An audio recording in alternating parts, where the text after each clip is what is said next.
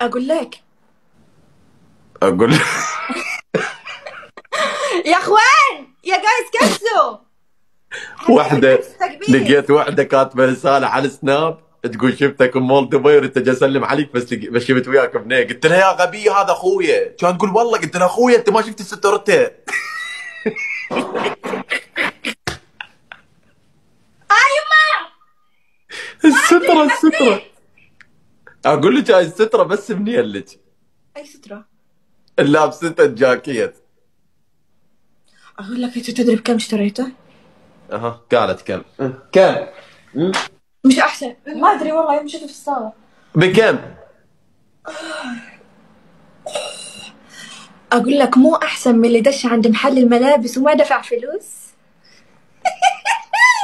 مو احسن.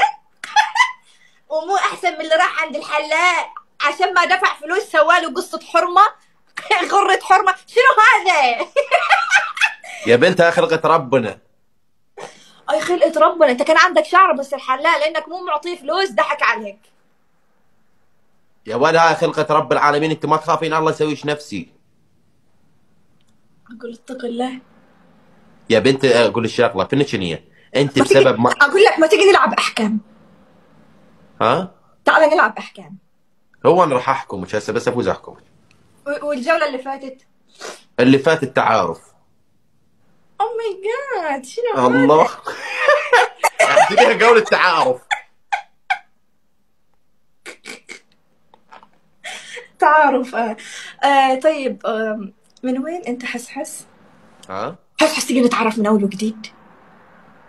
يلا والله يلا خرج. بس صبر، بالله بالله اصبر علي طيب. لا بس امانه تقوم تلبسين الشال مالك. اي يابا. الشال؟ ايه. طيب ماشي اوكي، بس اعطيني فرصة طيب. ورح نتعرف من اول وجديد كأني اول مرة اشوفك وانت